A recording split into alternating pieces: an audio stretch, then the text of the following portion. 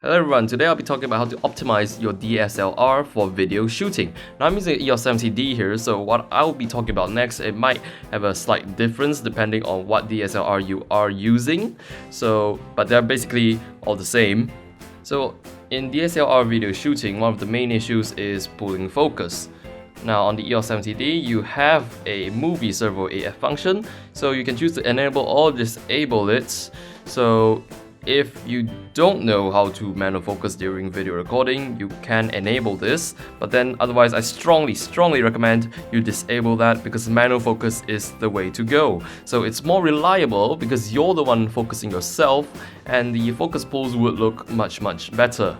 So it might take some time for you to practice, but then it will pay off.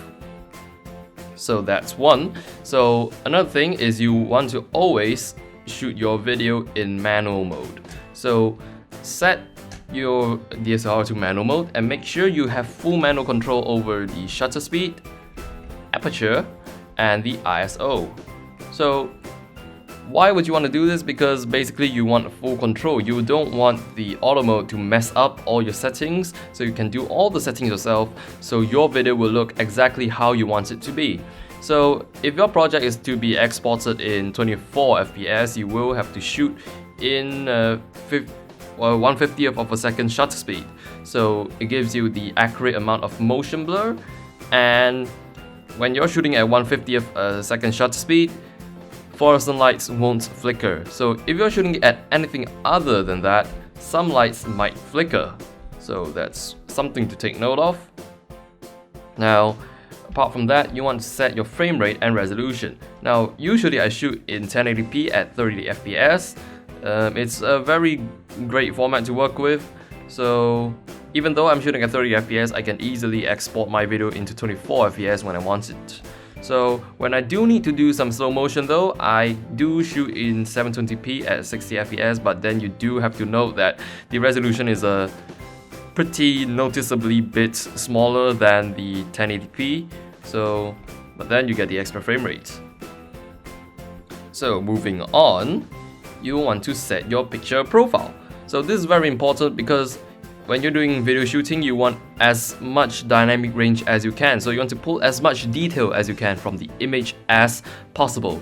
So you want a very flat, non-contrasty image. So to do this, basically you go to picture profile, which is accessible here. Now you want to go to one of the user-defined settings. I'm using a user-defined number 2 here. So press info to customize it. Now you want to choose neutral.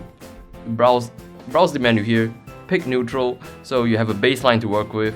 So now your picture style is based on the neutral picture style. Now you want to customize it. You want to turn the sharpness all the way down to 0.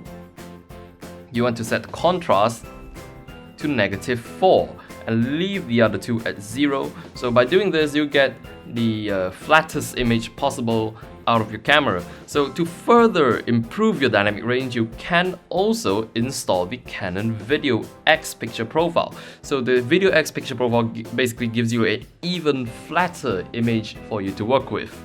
Now to learn more about Video X, click the screen here, or I have a link down in the description below which links you to a video which is about Canon's Video X. It also has instructions on how to install it. Now audio during video is also very important.